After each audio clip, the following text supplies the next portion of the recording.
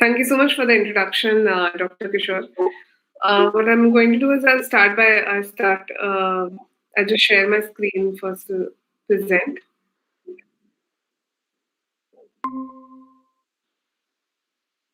Okay. I'll get into what we do later, much later, and start actually the session by talking more about design thinking and then walking everyone through design thinking process. In case anybody is raising hands or stopping, so I'm presenting, that's why I can't see the screen directly. So if you want to ask questions, just ask and then we'll collect them at the end and I'll answer all of the questions together. Yes, so you can also post in the chat box and I can keep answering the questions as and how I look at it even offline. Yes. Okay. So let me start by giving a small exercise. Let me start by talking about design thinking and innovation. So this is how I've tried to design today's session.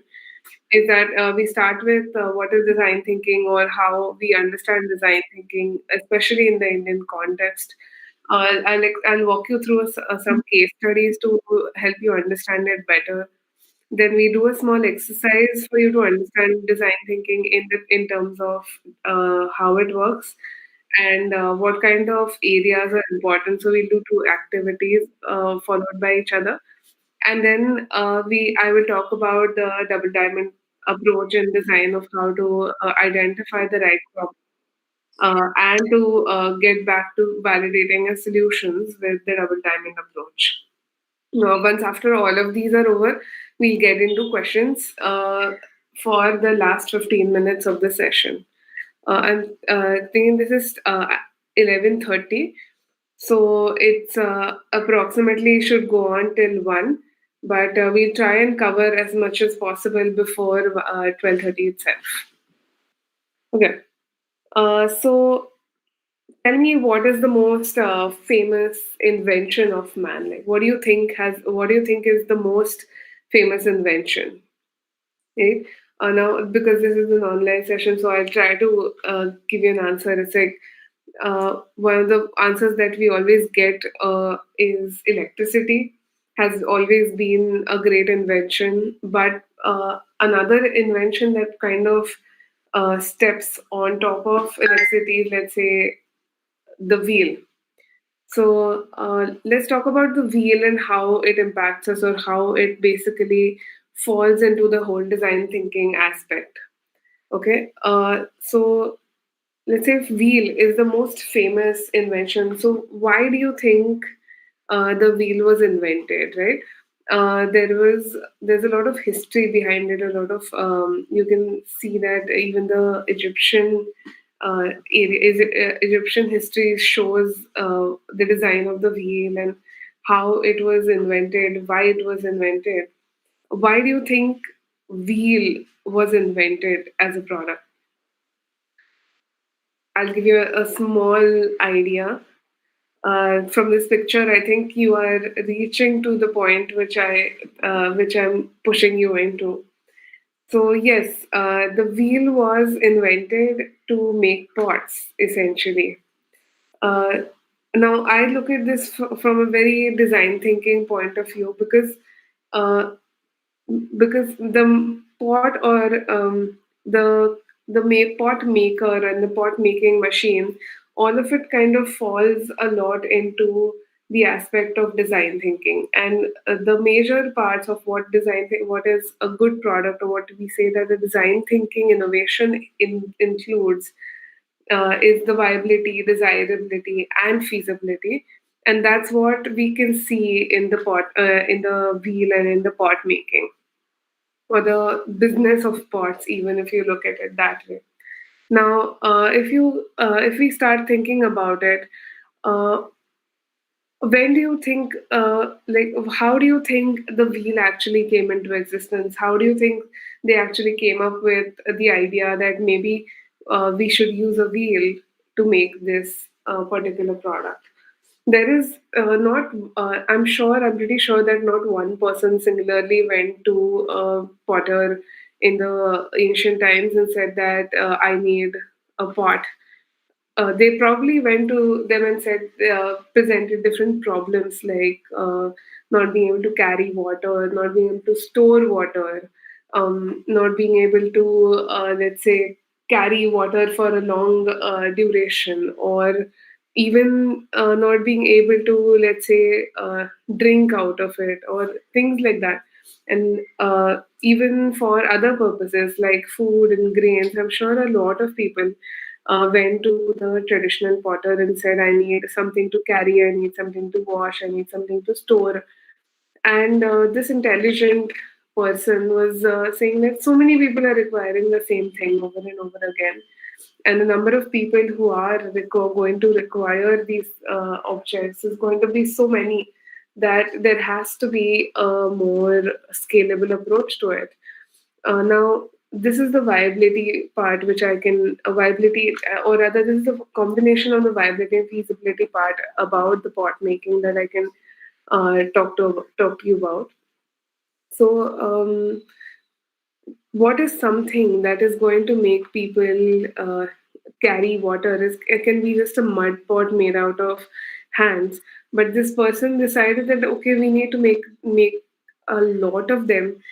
We need to make them fast, and we also need to make them similar looking, so there are not too many objective differences between two pots, and many people can buy it at the same time.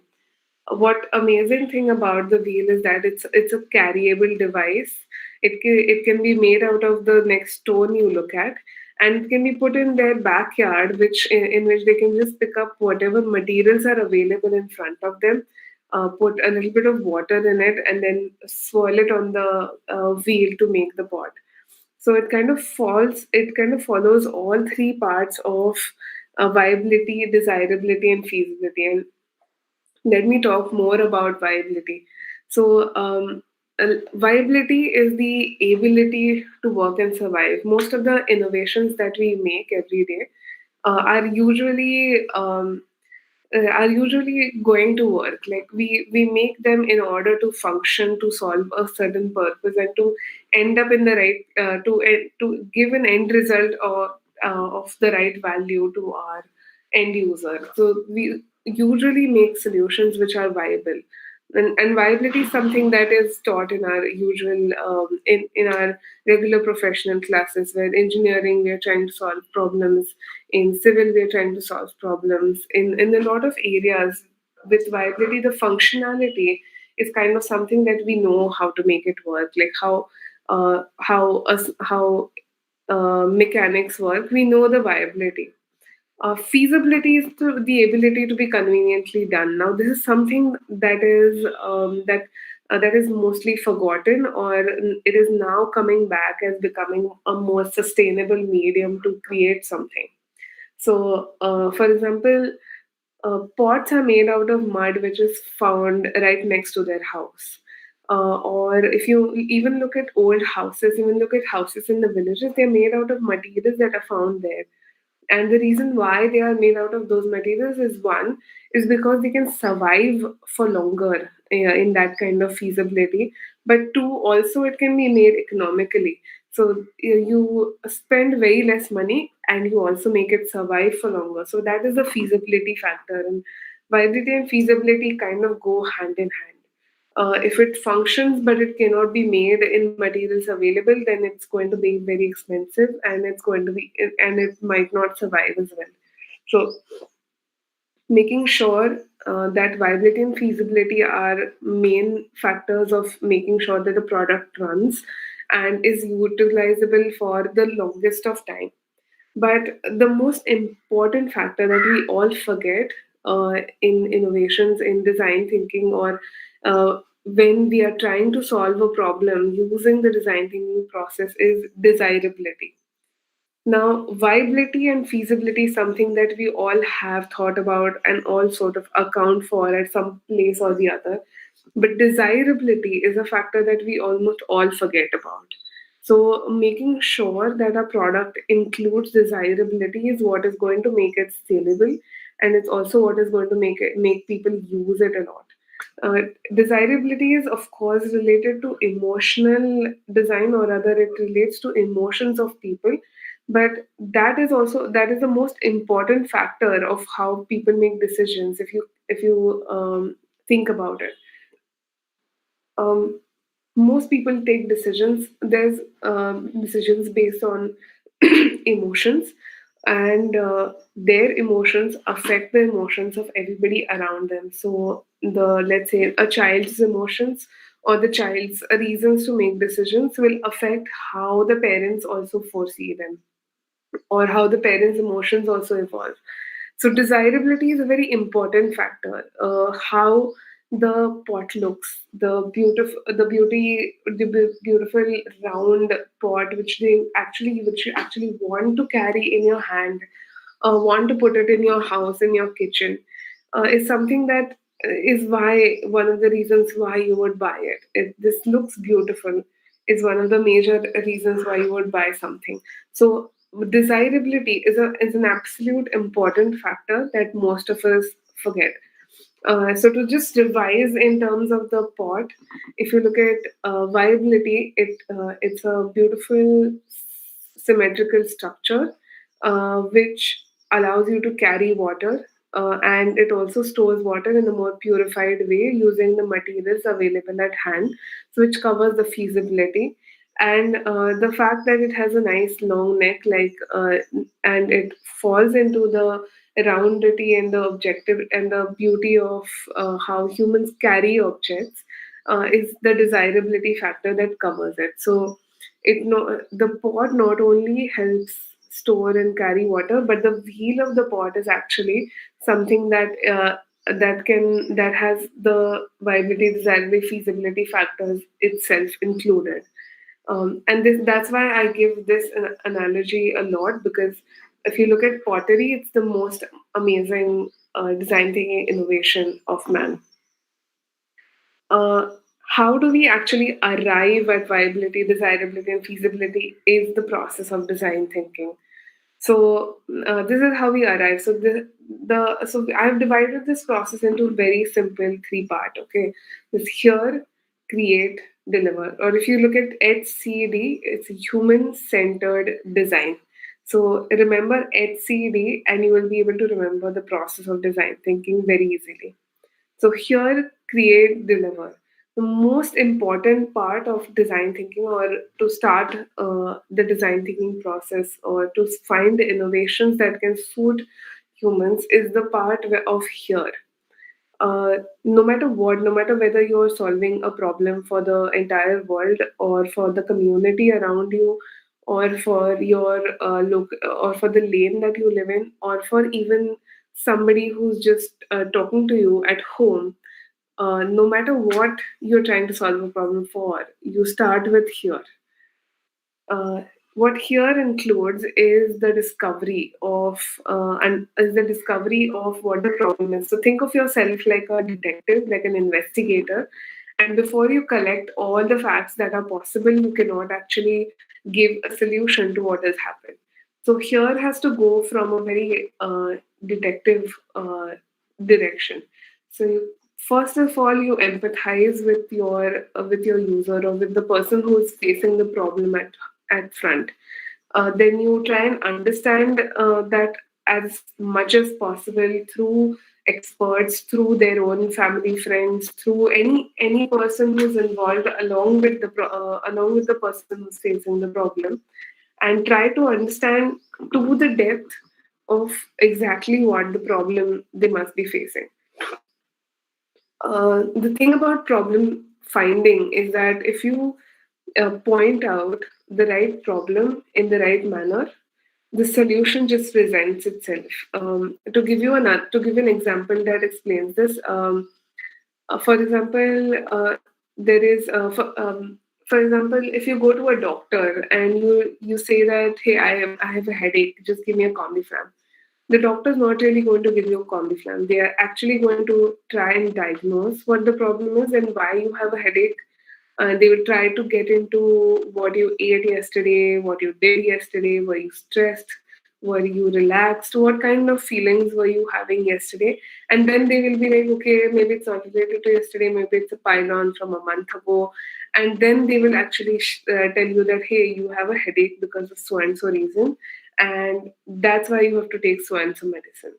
So we have to take it from a very doctor's approach. We have to try and understand the problems that people are facing upfront, like as if we are doctors of that problem, or if we are doctors to that situation, and then identify exactly by using as many sources of information, identify what the problem, or what the core of the problem is, why the problem of the problem is happening. Okay. So what one thing I talk to people more about is trying to understand why exactly the problem is occurring, and then once you have the why figured out, you can actually get into the you can actually get into the exact problem and what will solve that problem.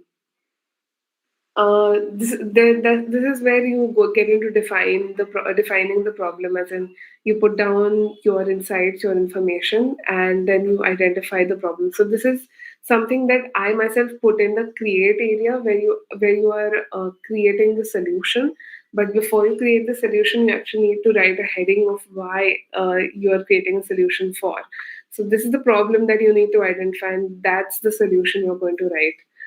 So create is the part where we get more into understanding. We get more into the depth of creating a solution. Then we sort of ideate onto the concepts of what can be the solution for the XYZ problem that we've identified. And then we get into the process of conceptualizing it, prototyping it.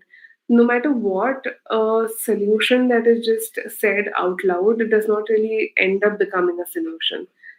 You have to develop it into a prototype, or you have to create a concept out of it. You have to show a sketch of it, or at least you have to visualize it for the other person to be able to use that solution.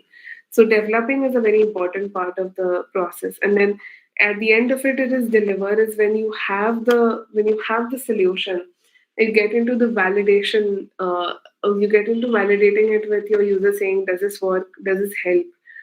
You get into implementation, as in, okay, now does it help, now does it work? And then if it helps actually, then you set your next part of the process into improving. So you constantly improve, because humans constantly change.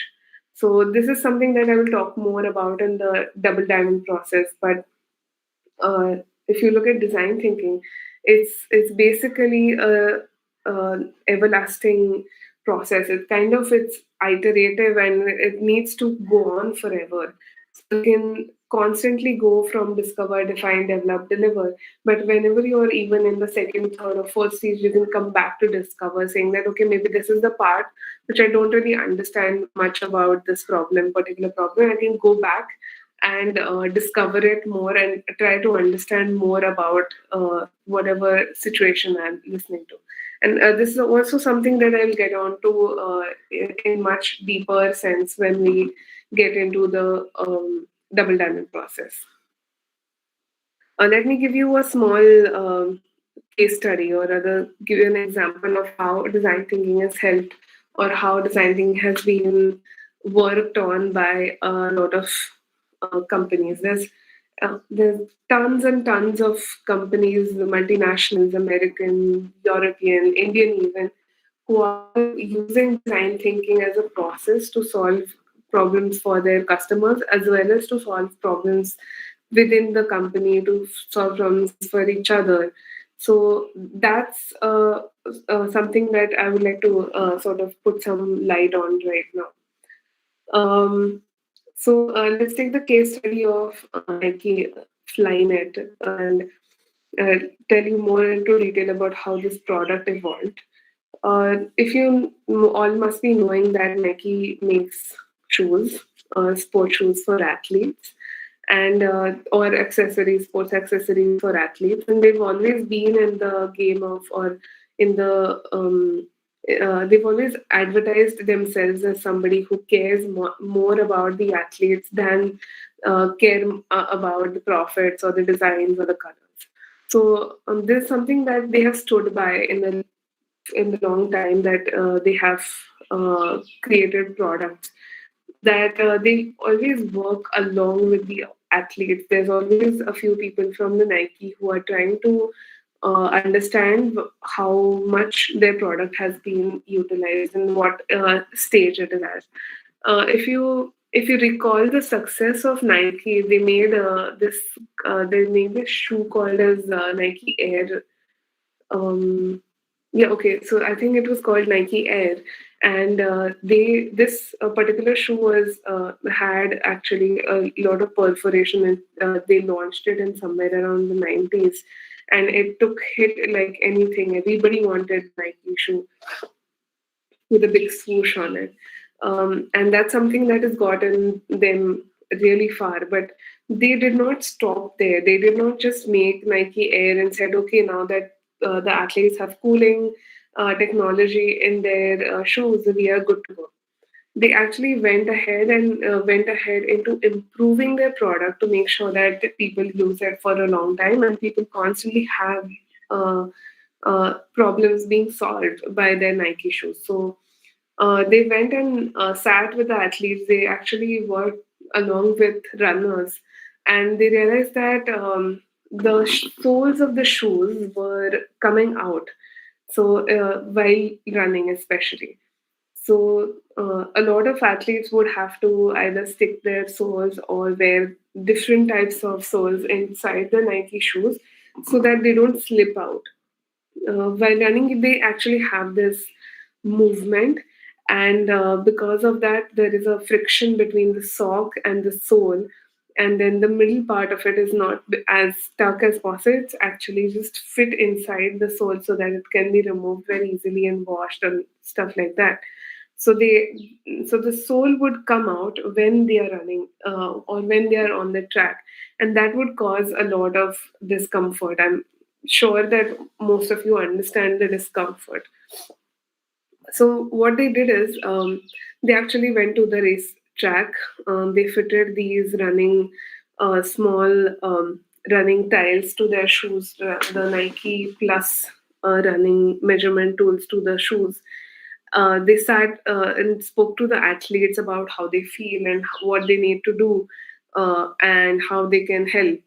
And a lot of athletes would talk about the time that they would spend in they would spend in wearing the shoe, actually, where they first wear the sock, then they have to actually loosen the laces, shoelaces, they have to pull the tongue in, tighten the laces, then put another layer of whatever they are on the shoe, the buttons, and then they can actually go ahead and start their warm up. So it takes a while for them to wear the shoe and then actually start running. And then once they are into the running motion, because of whatever temperature, friction, all kinds of chemical reactions, the sole would slip out. The idea was to understand for them what could help these athletes, and a lot of athletes themselves said that, hey, I hate wearing socks. I just think that if you remove the socks, the soles will not fall out. Now this is a very good concept to come from the customers, because they actually went to the customers for ideas, and it always helps because the user does think about, or the person who facing the problem does think about how to solve them. So it is a very good idea to go to the person when they asked about what kind of a problem. When they actually researched and worked on the same technology, they came up with this beautiful idea of Flyknit. So as you can see, when they designed the final product, they actually made a shoe with the technology of a sock, so that the sole does not have to be separate from the shoe, and it can just fit into your foot like a sock. And when they launched it, they actually launched it with the Olympics, and the first 21 runners who won the running were actually wearing Nike Flyknits, and that's how they validated their concept, and they gave a confidence to everybody all over the world, who's saying that You can wear a Flyknit and be comfortable without a sole inside your shoe. So, and they constantly do this. This is what good innovators do. They actually constantly innovate the same product that they have they improve on the same product through innovation constantly by talking to as many people as possible. So, to understand this, how we get into the design thinking process, we'll do a small activity called as the wallet activity. Okay. It's a 15 minutes activity. And for this, you will need a pen and paper. And you will also probably need a phone, or you need somebody in front of you to talk to. So usually it helps to have a partner in front of you, but if you don't have, it's also good enough. We can continue with the activity. So I'll give you 2 minutes approximately to gather the materials. You need a paper and a pen. If you want, you can collect other stationery materials also, whatever you need. Hoping that some of you are sitting in front of your desks, so you will have the materials in hand. But just to start this activity, sit with a pen and a paper, and it's just something that will get you to easily understand how much difference it makes going in innovation through the design thinking process, than just going in innovation through the process of finding the functionality first and then finding the form that fits it. So this is something that is constantly bombarded into our heads as designers in school, in college, that form follows function. Is making sure that function or the problem solving aspect of anything comes first, and then comes the aspect of making it. Then comes the aspect of actually making it look pretty and selling it. So the functionality is what we are going to talk about, and how it helps actually define through the wallet activity. Okay. So I'm guessing that all of you all are sitting with a pen and paper in front, and we are sort of up with the 2 minutes that I gave you. So here, let us start with a small part of the activity. Uh, okay. So in the next 3 minutes, I want you to sketch the most ideal wallet. Okay. On the piece of paper, try to use a part of the paper to sketch the most ideal wallet in the next 3 minutes. I know that you might be a little scared of sketching, but see, we're all artists in a way, and it's very important to know how to present your ideas in a drawing, because it is the fastest mode of communication. So here's what I want you to do: is start sketching the most ideal wallet, and if you think that your drawing is falling short, then try to put up arrows and mark it. Okay. So I'm starting the timer on my phone, and what I will do is I will let everyone know when it is 3 minutes up.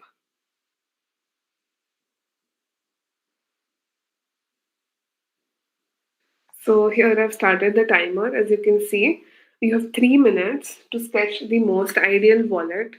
What you need to do is include as many parts as possible that you believe that will make the wallet most ideal, and also try to add. Also try to make sure that it kind of completes all the functionalities of a wallet, right?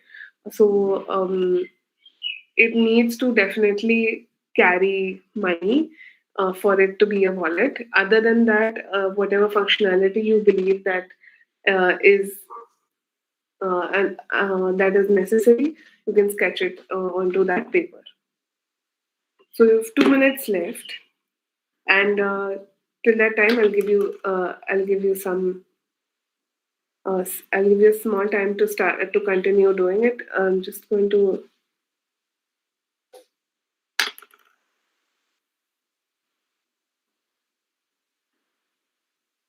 check on everyone till the time.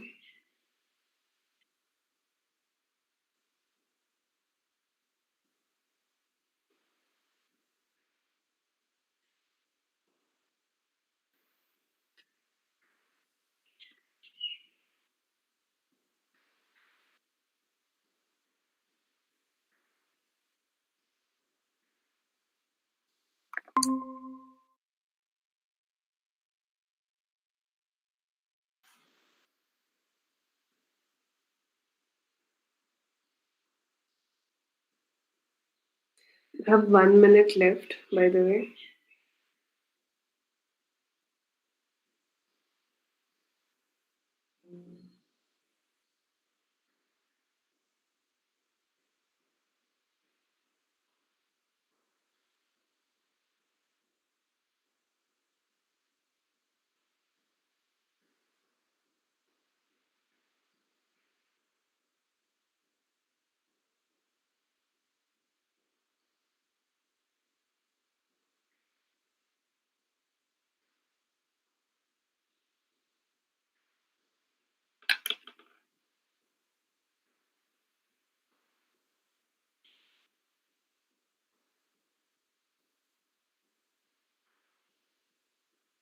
Okay.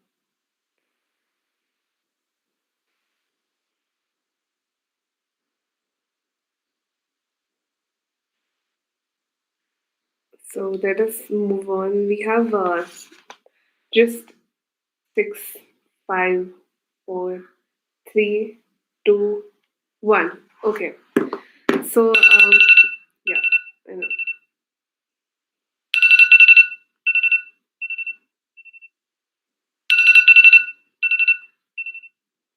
Okay. So the next part of this is to talk to somebody. So what I need you to do is talk to your friend or whoever is next to you or whoever you can communicate with easily and rapidly in the next 3 minutes. Try and ask them about their wallets and what they use it for and what kind of problems they face with the wallet. Try to gauge into the emotional aspects of it so that you will understand why they are facing particular problems. To give you an example, most of the men face a problem with thick wallets when they leave it in their back pocket, because when they sit, they have to sit on top of the wallet, and the wallet actually takes the shape of the pant in a way of how it falls when they sit on it. So a lot of men that I've spoken to have that kind of a problem. So try and understand what level or to what expectations people have or your friend has with the wallet. Okay. So for this, I'll give you 3 minutes, and I think we've lapsed 1 minute already.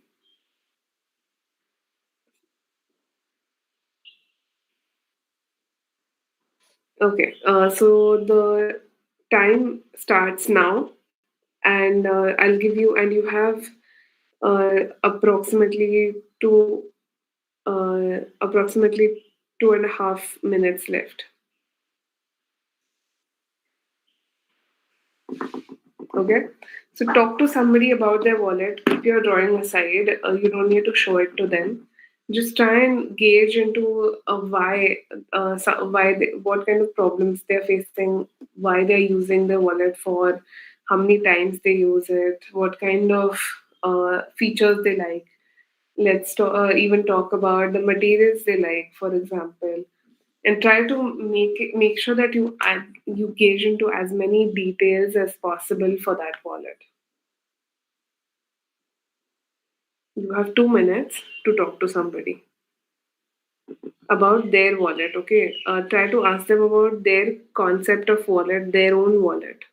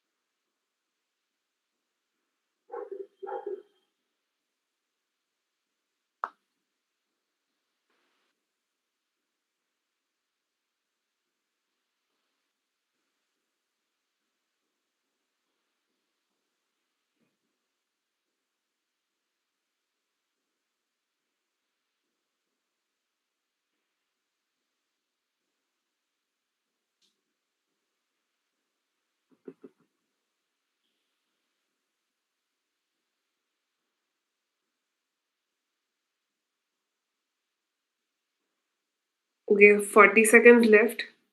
I'm hoping that you are talking to somebody and you're asking them about their wallet, because that's something that will get you to understand what people respond to and how they talk about it.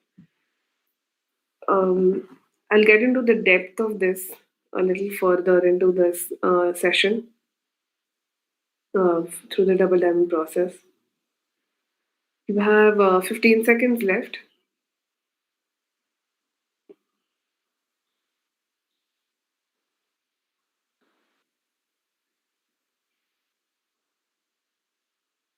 And that's it. The timer is ended. Okay. So now that you have talked to somebody about their wallet, how about we design something for them? For whoever you've spoken to, you need to sketch a wallet for them. Okay, so for that, I will give you 4 minutes.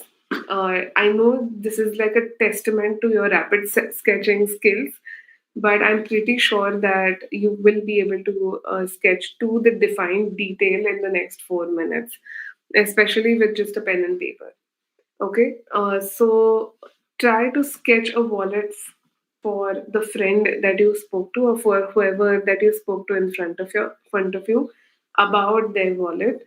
Try and incorporate the elements that they spoke to you about, and try and make a wallet for them specifically, like as if you're making a gift for them. Okay.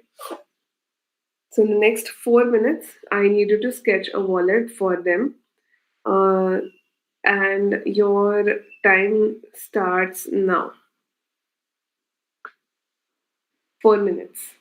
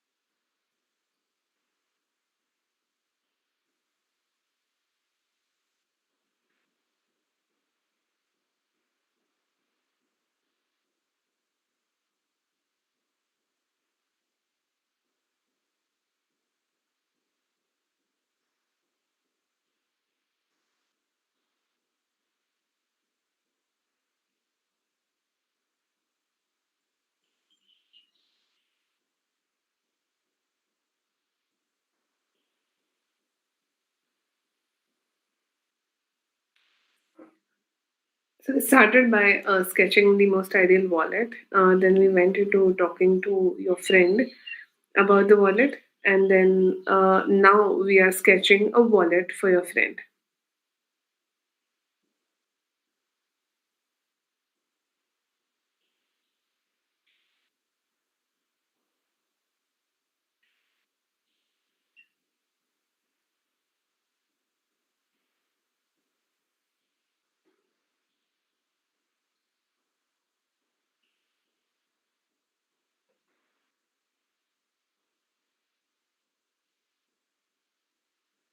So you have 1 minute more left to sketch the most ideal wallet for your friend. Okay. On the piece of paper that you have in front of you, you need to sketch the most ideal wallet for your friend that you just spoke to. If there is nobody in front of you, sketch a wallet for yourself in the manner that how it will solve your current issues related to the wallet. Okay, the most try to sketch a wallet for them.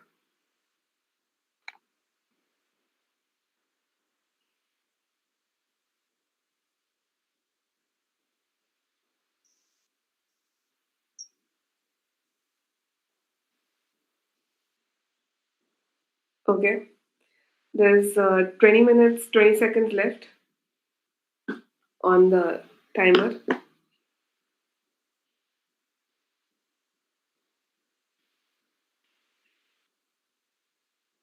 It's always through these type of activities that you will be able to learn exactly how it is and what design thinking is, than just learning it out of theories, and which is actually something that is not present over there. Okay, so my timer is ended. I'm sure that all of you all are done sketching the new wallet.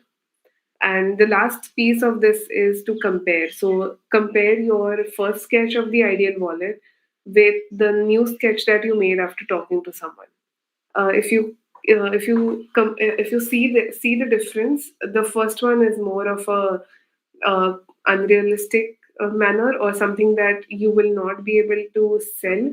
But the last one that you just made is very easy and very understandable to the other person to be able to for them to buy.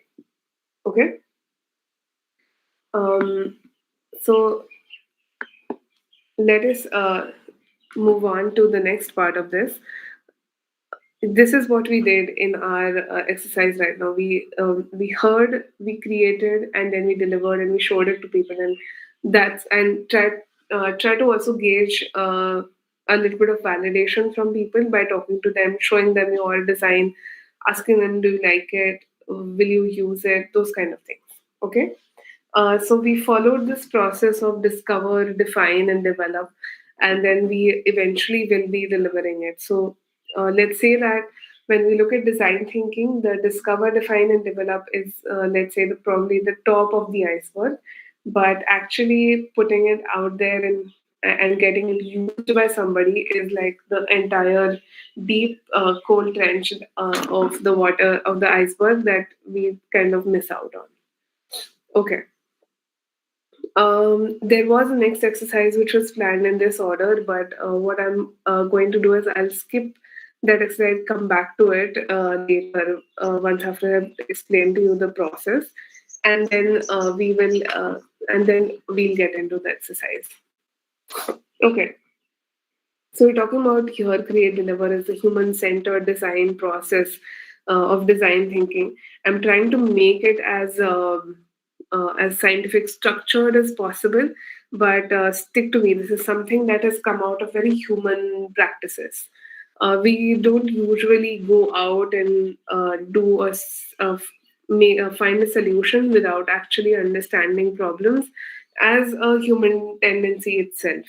Usually, problems come to us in the form of gossips or stories, and then we try to translate those into what we think of as an opinionated solution, saying that maybe this will help, maybe you can try this. And then somebody will try to implement it and tell us that, oh, it did not work, or it did work what you told me. So we use design thinking on a very day to day aspect, and that's why putting it in a structure was one of the biggest challenges that people face. So let me talk about the the structured process of problem solving in a double diamond approach. Um, so to give you a more to gi- to try and make it more easier to understand, try to think about the time when you go to, let's say, buy a gift for your friend. Okay. We don't always use a very structured manner, but no matter what, when you are thinking about buying a gift, you will try to go into gauge into that person's life. For example, to what do they do on a day to day basis? What kind of gadgets do they use? What kind of problems do they have? Are they looking for something to solve their problems? We try to think about it as a in a gift manner, or what can it be that I can be of the most help to that person by giving this gift. And then we sort of buy, and understanding all of that, we sort of buy the most ideal gift according to ourselves. And then when we gift it also to them, we try to look for validation, saying that did they like it, are they going to use it, are they just looking at it as a gift, are they going to make sure that is it going to go back in the trash, what is going to happen with my gift. So once we get that validation, then we are satisfied, saying, "Ha, okay, so we gifted somebody something and they are going to use it." And that's basically the design thinking process. We are trying to solve problems by creating these gifts that everybody can buy in a way. Um, so here, create, deliver in the form of discover, define, develop, and deliver. Now, what these four parts are is what I'm going to divide using the using the double diamond. Somewhere around the 1980s, a British magazine journalist went all over the world and met with a lot of designers who were back then designing a lot of things like cars, advertisements, even metro maps, the layout of a city. A lot of designers were working on creating something that starts from scratch and then sort of evolves into a lot of big designs. And that's where he came up with this structure of a double diamond. So if you can see that there are two diamonds on the back, and that kind of falls into the discover, define, develop, and deliver area. So it is divided into four triangles basically. Um, if you can see, the first triangle is about discover, the second is about define, the third is about develop, and the fourth is about deliver. The idea of this double diamond is that uh, is that there is a lot of information that goes in and out when you are creating something, when you're innovating something, and the importance of collecting and narrowing down information is being shown by the use of these converging and diverging lines. Um, so if you can, as you can see that there's a convergence and there is a divergence. When there is information collection, when you're absorbing, you need to be able to converge. You need to be able to see it from a, let's say, bird's eye view, which means that you need a wider angle. And then when you narrow it down, you need to see it from the ant's point of view, and then you need to sort of narrow it down to the single problem or the single ideas or the insights that you form out of understanding. Again, you diverge with solutions, because as humans, again, we are filled with solutions. Our head is filled with solutions. There's no we don't find it very difficult to adapt. Usually, we'll find a quick jugaad and we'll adapt to something really fast. So the solutions are there. Like, it's in the end. Show me a problem and I'll give you 10 solutions on it. Never be scared of ideas. There's hundreds of ideas lying around, and then again you conversion narrow down those ideas. So that's important, that you start with, let's say, one or two solutions, and then you decide whether the one and two is working or which parts of the one and two is working, and then you continuously keep on diverging and converging with information to essentially come up with the most appropriate or the most viable, feasible, and desirable design. um, this is the double diamond chart that we have created, which has all the parts of design thinking, and it kind of falls into the discover, define, develop, and deliver. The one part that we also have included is the evolve part, in which you kind of iterate your design. So that comes first, you continuously evolve it to make sure it adapts to the design. and then you go on with delivering it if it actually fits into the area. So let me actually just focus on one part of it, and we start by the discover and define. Okay, so as you can see that discover starts with a big triangle, a diverging triangle where there's a lot of connection.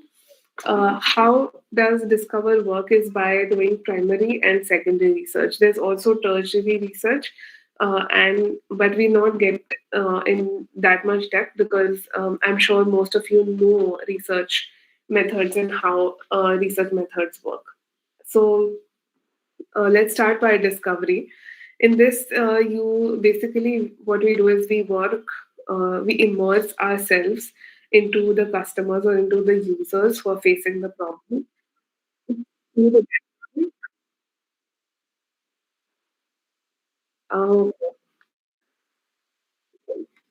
Uh, yeah, I'm just going to have to zoom it further.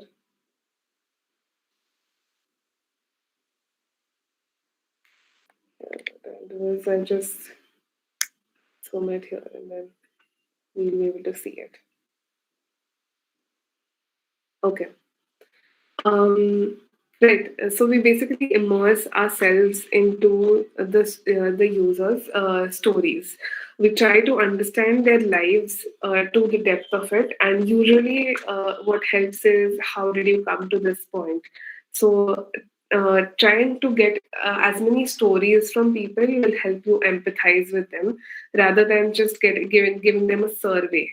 Usually, what will happen is with a survey, the people are more intimidated by the questions because they're provocative, and they will only give you a one-word answer or a one-line answer, which will not help you to empathize with them.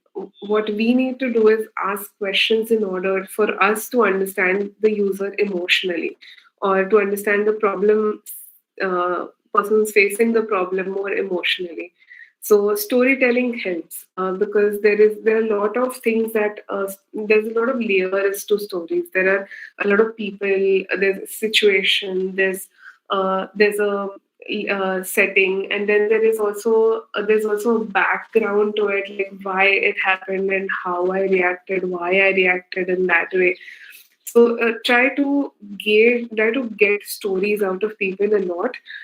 This is the discovery part in which this is unstructured research because you need to go with an open mind, saying that maybe something will come out that I have never heard of before, or maybe something will come out that I've never even seen before, especially because we try to solve problems within our community.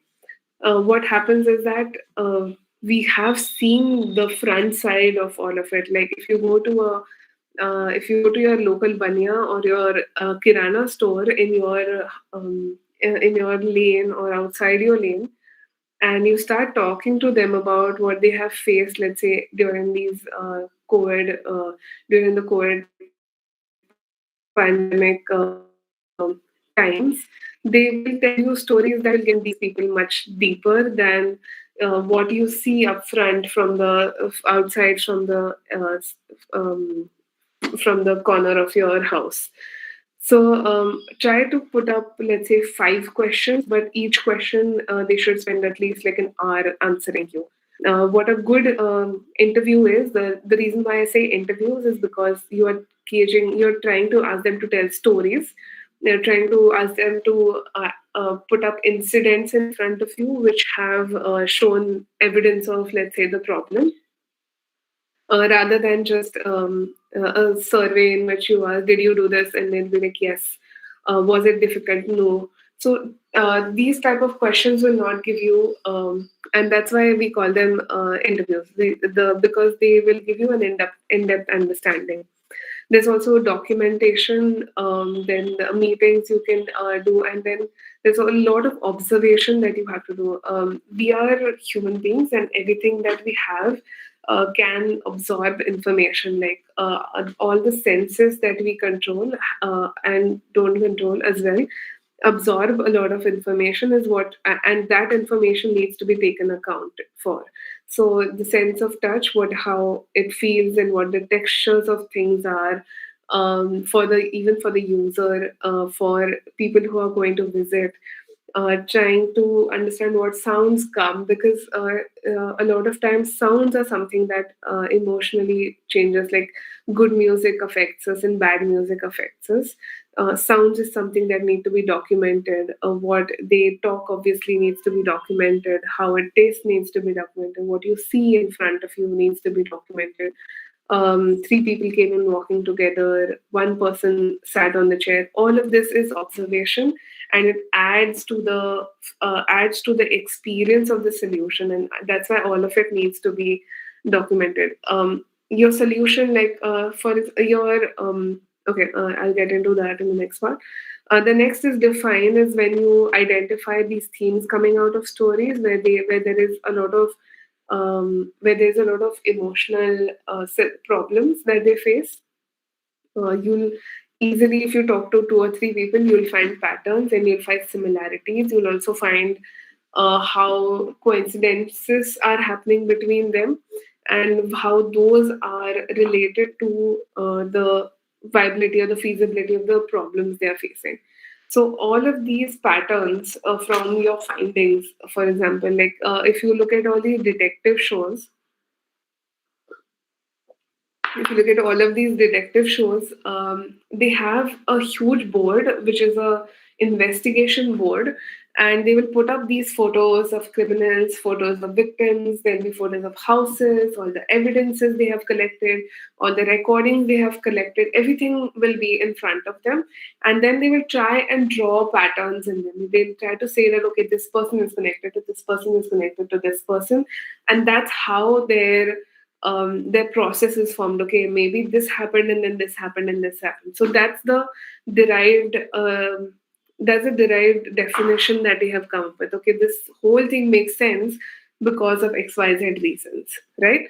So that's the definition that we are looking for. We want you to put all of your findings in one place in front of you. The Like if you can see in behind me, I've put up a lot of post-its. So whatever I observe and notice, I kind of put it up, and that's what I try to analyze at the end of the day in order to sort of condense it into the right insights. Okay. uh, from this information that you have found out, what you need to do is deduce opportunity. Okay, we look at problems as opportunities, and rather than looking at them as challenges. When you see a problem, you have an opportunity to be creative, an opportunity to innovate and solve that problem. And that's how you should proactively think about problems as well. So when you come up with these insights, try to draw into the opportunity of it. Try to look at, okay, this is the loophole, and that's what presents the opportunity. Like, for example, wherever your user, and let's by this example go with the kirana store owner who is facing a problem at who's during his day-to-day time, this is the period where he is most affected or has the most amount of issues or stress that he faces. Then that is the opportunity that you want to tackle, because that solving that will present value to this user, and then giving them value is going to get them to buy your solution, right? Or to use to make sure that they use it, uh, utilize it in their day-to-day life. So try to deduce opportunity from this, and then formulate problem statements. So whatever information, whatever insight that you have generated, saying, for example, XYZ has not XYZ buys medicines every day, as opposed to XYZ has to be delivered medicines every day, uh, can be your problem statement. And how can that form into a solution is by creating a delivery app, right? So, the how might we questions. How might we make sure that XYZ has no stress when they are doing XYZ tasks is also a good problem statement. So, set your challenges, set your frame your opportunities in a way that they are going to eventually deliver value to your users as a solution. The next part is develop and evolve, and I'll also sort of zoom it in. Right. The next part is develop. This is where you brainstorm. When you find out all the loopholes, you kind of uh, bombard on how many ideas can actually solve this particular problem. Like, for example, even when you're gifting somebody, you will come up with a lot of ideas saying, I'll give them this, I'll give them this, I'll give them this, I'll give them this. I can give them a present that is an experience. I can give them a present that is a small toy. I can pack it in this way. I can share it in this way. They can have so there's a lot of ideas that you can come up with in your developing solutions. But this is where and this is the place where you put up all your ideas. Okay, so first is you brainstorm. You're like, what is viability, what is desirability, and what is feasibility, and then you kind of collect ideas from everyone as well as yourself onto the problem that you have defined earlier. Okay, so this is a sort of a charade or a jamming session that you need to be holding with you, your users, maybe a lot of maybe experts who understand these level of problems, uh, maybe so any kind of stakeholder who is going to, let's say, the rent payer of the shop, or any of those people who actually are involved in the solution or involved in the problem. You can get ideas from them of how to solve it. If you get ideas from people, it actually makes you think wider, and also makes you think in the scope of uh, everyone else's perspectives, because we don't really care whose idea we go by at the end of the day, because the main reason we're solving a problem is because that particular person is facing it. So it's not for ourselves, or it's not to show how good we are at innovation, but we are actually solving a problem so that they get to experience a better day tomorrow. So you make sure that your ideas are visual, they're tactile. There's a little bit of experiential factor in your ideas, and you have some sort of a sketched or a graphical recording of your ideas onto your papers. Like I said, drawing is the fastest mode of communication in front of you. So make sure that you put up ideas in visual forms. It also helps in sort of creating the final prototype, because this is how you envisioned it, and then when you make it, you actually know how you envisioned it, or how it has developed into the further part. So create your prototypes right after you brainstorm. Ideally, I would say that you can go with 4 or 5 prototypes to start with, and then narrow down slowly into round 2 and round 3 of prototyping.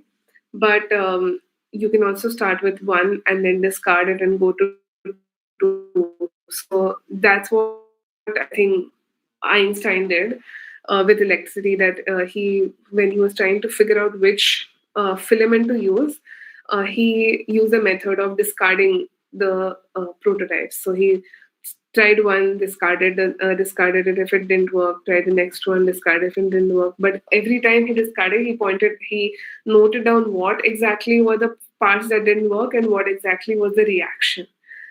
In a lot of stories that I've heard, I don't have enough evidence for this, but it seems like Einstein actually went through thousands, 10,000 materials to come up with the final one, which was tungsten. Um, I hope it was tungsten. Okay, so that's one way of prototyping, and another way is to go with a lot of prototypes together, and then figure out which one actually works in the market, or actually which one is solving the problem to that level. So This is the fidelity of the prototype. You can go with low fidelity and have more prototypes. And then, as in how you are increasing its fidelity, you can, or the cost of making, as in how it is increasing, you can reduce the number of designs you make. It is always beneficial to have a prototype in 3D format in front of you or in front of your user, because going with them with a picture on a paper will give you some idea, but it will not give you an idea to the depth of it. So make sure that you have uh, prototypes which you can actually make the user get the whole look and feel of.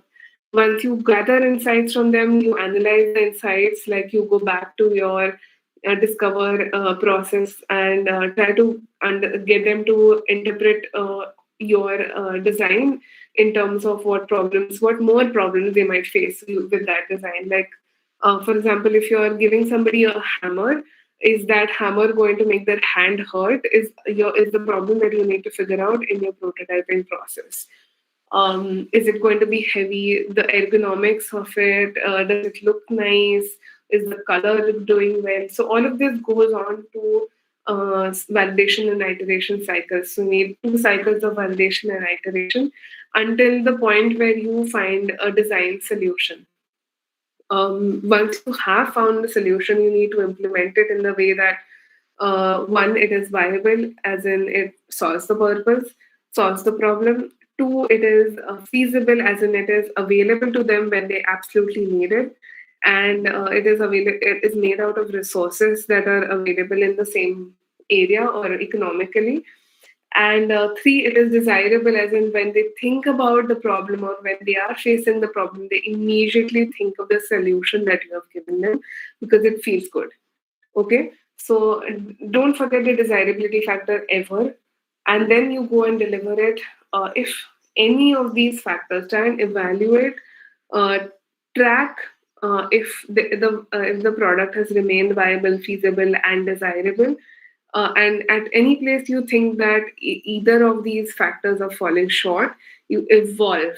So you go back to the iteration process like Nike did. You go back to your users and you make sure that you understand them better and better every time you meet them, and then you go through the entire double diamond process again, and then you again deliver, and then again you evolve. So this is something that I kind of give an analogy of nature, that we constantly, it's a cycle. We adapt constantly, we are changing every day, every moment, and that's why making sure that whatever innovation you're making also changes with time and with people is very important. um, to give you a summary, or to sort of get you into understanding how design thinking has helped, I'll talk a little bit about uh, another invention of man, which was electricity. Like I said, so yes, one bulb was designed at one point, but the invention of electricity has nothing to do, or rather, has very less to do with the bulb. Bulb is just a symbolic. It's just a symbol that sort of identifies with electricity because it uses electricity.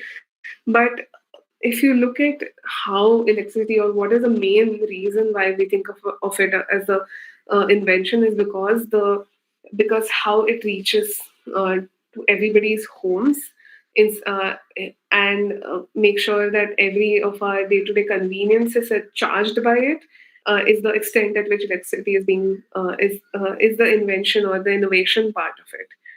um, what what Einstein did, and thinking that Einstein is the wrong guy. Edison, sorry. Sorry. What Edison did is, I know I've been saying Einstein, but please pardon me because I'm talking to my screen instead of you guys. So I wouldn't have recognized when you made faces when I said Einstein. So what Edison did is, he actually sat with a big team of people, of designers, of innovators, of physicists, engineers, electricians, everyone, and they actually created the circuit board, which helps create the transmission of electricity. The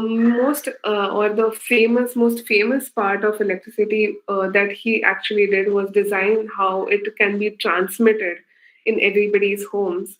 And he didn't just decide that one day, okay, everybody, everywhere, we're going to put electric cables.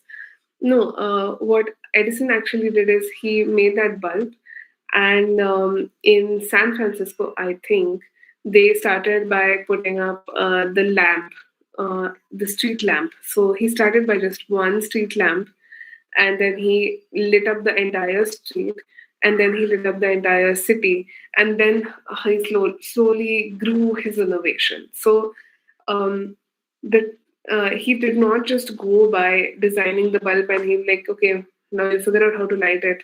He actually made a way to make sure that bulb is being used in every household. And yeah, I mean, if even if you look at the uh, the reach of the bulb, it's very high. So you can see how many people it is solving the problem for, and how it is utilized worldwide. Similar concept of the potters of the pots. The wheel is something that carries or the make sure that there is pots being used all over the world. And it also creates opportunity for whoever needs to make a little bit of money out of stone and mud in front of their house.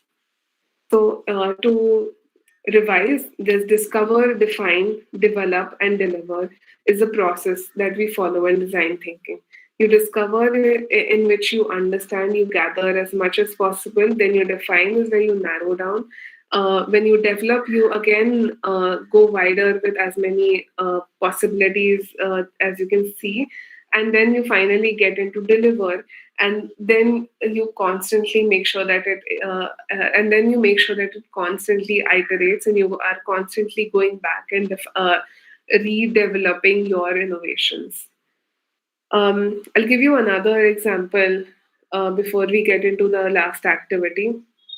So, uh, I'm sure all of you have heard of Uber. If you're not using it, at least uh, Uber uh, is a application for on your phones for get for hiring cabs or for hailing cabs. Actually, is what they say.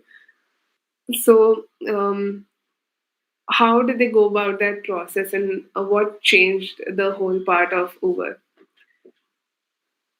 Uh, they started when Uber actually came into place, they started by just recognizing this small problem that people face when they have to get a cab. They have to stand in front of their houses or stand in front of in front of the road, and then put their hand up and then scream out for the next taxi in front of them. So they have always this is the problem that Uber started with to solve, and they actually wanted to solve the problem for the user who's actually going up and hailing a cab. So they went and spoke to them. They went and spoke to people who use cabs or taxis every day, and they try to gauge into understanding exactly where the problem is lying. What they realized is that the problem was not just to stand outside and shout out auto or taxi. There was a much deeper problem that people are facing is the impatience of it, because when you stand outside, you don't really know when the cab is actually going to come to you. It might be there right there in front of you, or it might you might have to catch the seventh or eighth one that passes by. So there's a lot of timing factor, there's a lot of impatience factor involved in the inhaling a taxi. What Uber came up with as a solution to that is they gave the user a tracking service. So even if you might get, let's say, 2 or 3 minutes late, inside your cab, you will always know the estimated time of arrival of the cab, the person who's driving it, and when you will actually reach your destination once you're inside the taxi. So all of these factors together gave the user a more definitive answer to when they're going to reach a particular place, which is sort of which reduces their anxiety to a lot of level, and makes traveling in cabs, or makes uh, taxis more trustworthy. One of the effects that happened because of solving this problem is that a lot of people gave up their cars, especially in the US. They gave up driving their own cars, and they entirely started depending on hailing Ubers, because they know that they will reach in time, or they will at least know when they are not going to reach in time. So that's the predictiveness factor that Uber brought into the picture, is how they incorporated design thinking so deeply, and where they are now. Similarly, even Airbnb, which has just struck an IPO right now, started with a design thinking problem of how can we get people to stay in strangers' homes. And they came up with the idea of putting up beautiful pictures of local cities and views, and making the house look more like look more authentic and ethnic for somebody who's visiting from town. So they tried to design their photograph of Airbnb, of the place that travelers are going to stay at, and through pictures they communicated how the experience is going to be, and that's how they got more users, and that's how they are in the place right now where they are. All of these companies constantly use design thinking process to re-identify and identify problems, and that's why they constantly keep on evolving and going further in that direction.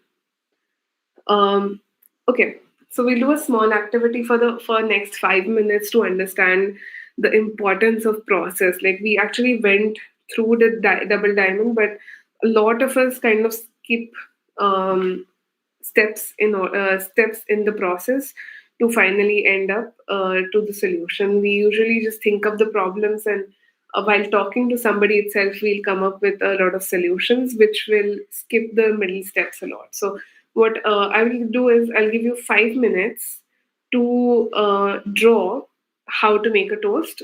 If you make toast on a regular basis, if you haven't made toast in a while, you can draw how to make bubbles. Uh, Both of these things are expected to be in a process. So try and put it up on your sheet of paper.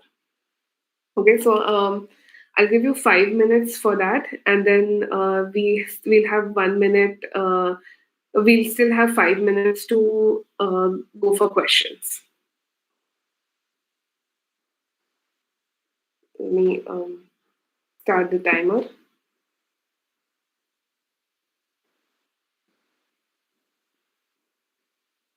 Okay, so it's 4 minutes 35 seconds, and what I want you to do is draw how to make a toast or how to make bubbles, whichever one you think is more interesting and exciting for you. I'm sure all of us have made bubbles when we were kids, and if you haven't, then really you should learn how to make bubbles.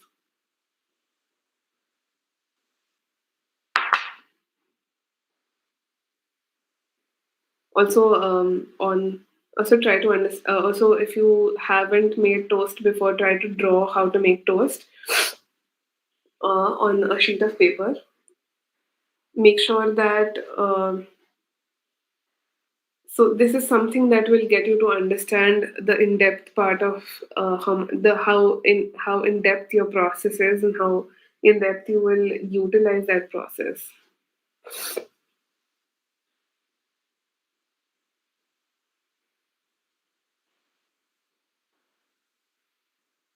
It's 3 minutes 28 seconds.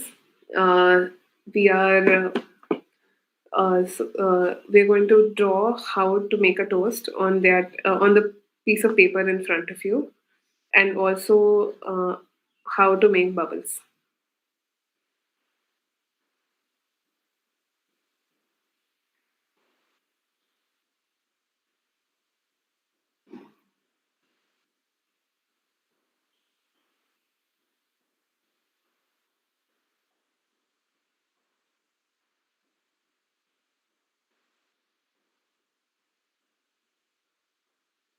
I am getting a lot of I'm getting a lot of questions, but what I'll try and do is answer those questions at the end of the session so that we have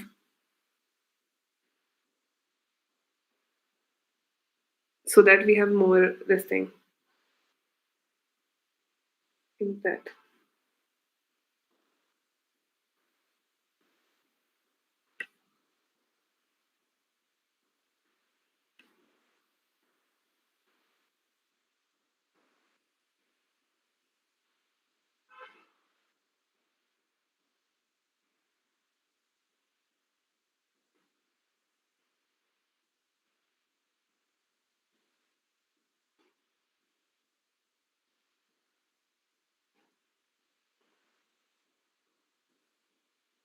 Okay. So we're taking the next 5 minutes to how to draw how to make a toast.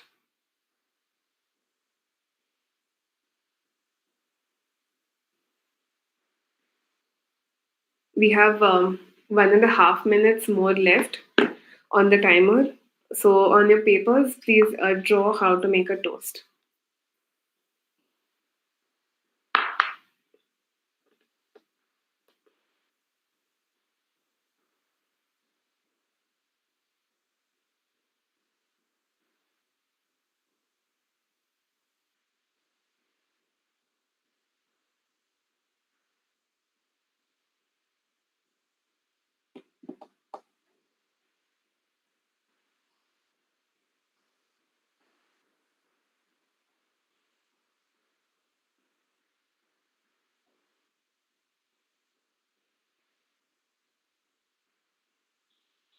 There's 40 seconds more left.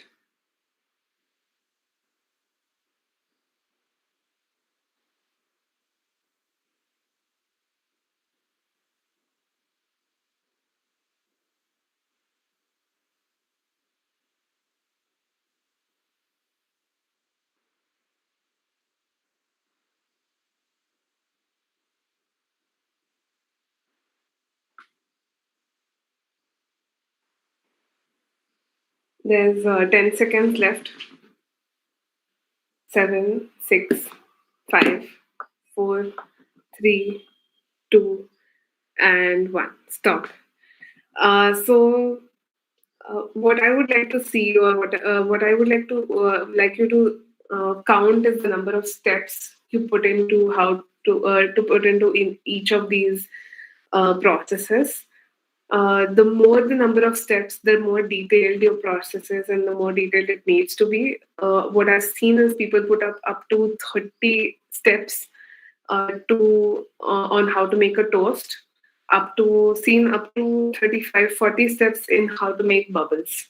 So if you have drawn just 3 steps or 2 steps, you usually need to go further into detailing out those steps, and then try and understand to what level you can go into the process.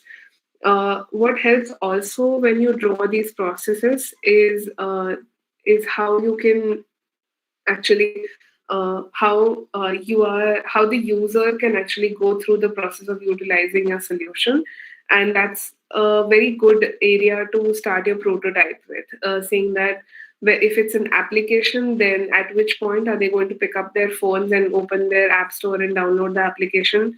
If it's, let's say, if it's a product, then at which point are they going to remove it from the shelf and they're going to use it. So it helps in identifying the process of the user, for you to identify which problems they might face in advance, and then which problems they are facing even when you're validating it. Okay. That's all about design thinking and the double diamond process. Um, we have the next 5 minutes. I'm really sorry to get into critical questions and group discussion. But we before we go further in depth, I would like to talk a little bit about notes and what our platform does. We are creating a learning platform, or rather, an education platform that is a pedagogical tool for teachers to basically detail out each and every aspect of how classrooms are being delivered, and then eventually identify which parts can be modified and done better, as well as help other teachers utilize your workflows or your teaching methods, and then sort of get gauge an impactful learning experience altogether. To give you a better idea, let me show you a small video. We're launching this product in early January, and would love all of you to utilize it for the use of design.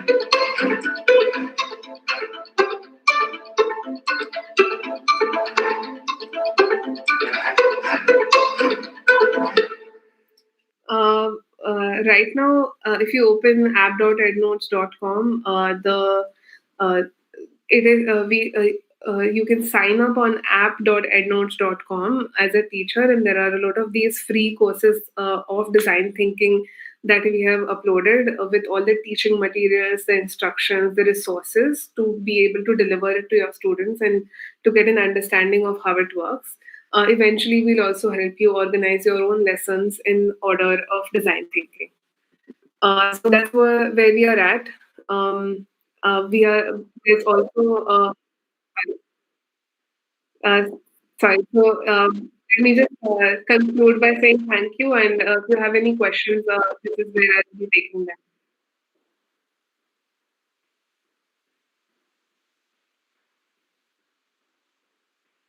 Thank you so much, sir. Yes,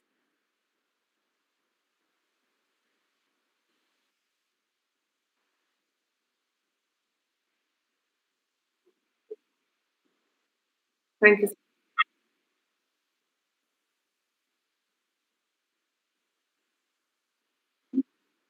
So yeah,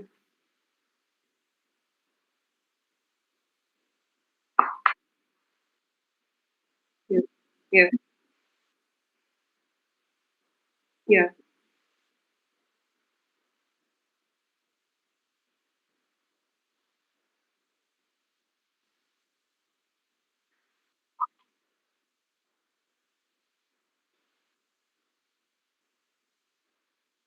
Yes,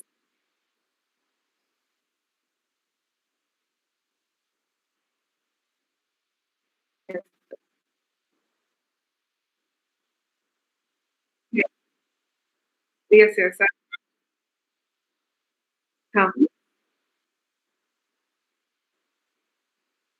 uh, so So if you have created something from scratch, for example, it's a product that does not exist at all, or a solution that absolutely does not exist, which is to the extreme of creativity, then that is an invention. And if you have built onto something, like for example, especially in case of design thinking, we go with problem mindset, and you build on to existing solutions, saying that this solution can be better by doing this, or this situation can be better by doing this, is innovation. So invention comes first, and then innovation follows invention.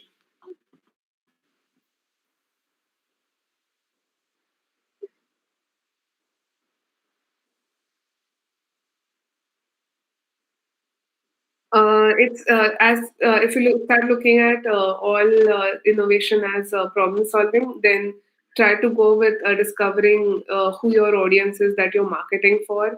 In the discovery, then you go for developing the solution in terms of marketing, as in how you will communicate with them, what is exactly that needs to be said, and then you obviously prototype by trying it out on a small set of people. So it's any kind of messaging, any kind of solution can be worked through the double diamond process. Yes. Yeah.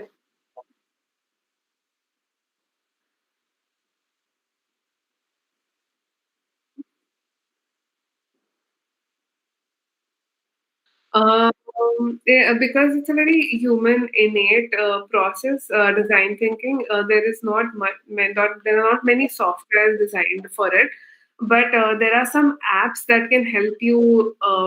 That can help you adhere to the process in a way that it will constantly remind you of what will come next. In the same order, we've also published a book called as Introspection Book, which also has the lets you adhere to the design thinking process or the parts of the process so that you don't miss out on anything.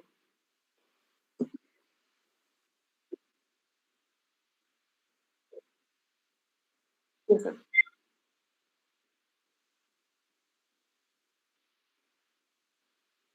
Um, so the rules is that the most important is that you have to narrow down your findings to insights.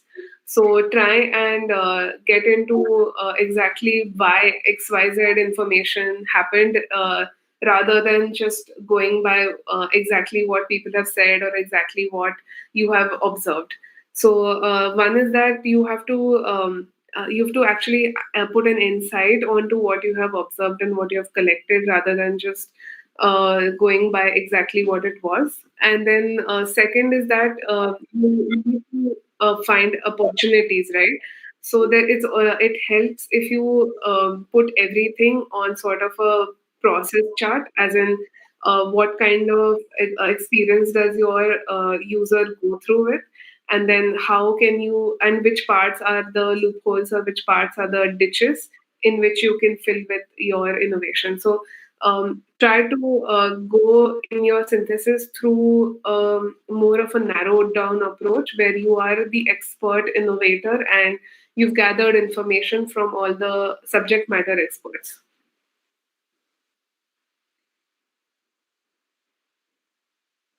Thank you, sir.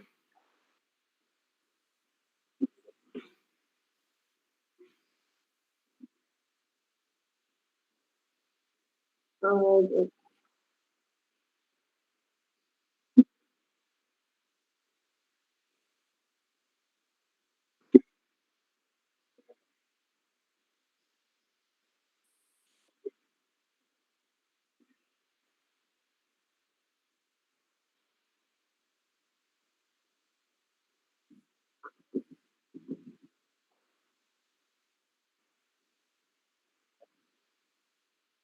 Looks like, but what they can do is they can keep posting questions in the chat.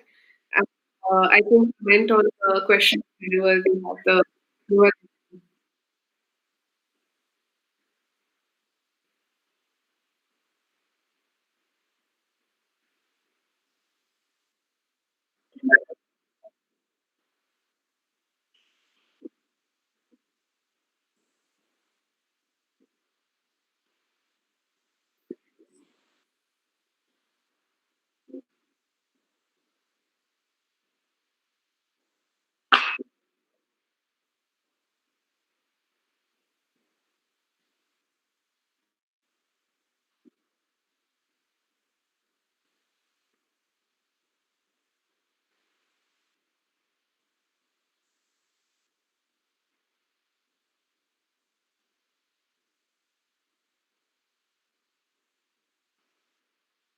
Yes,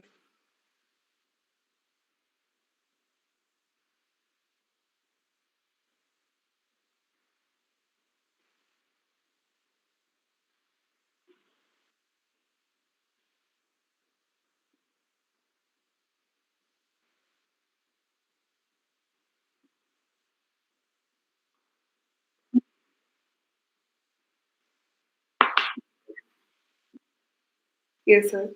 Thank you so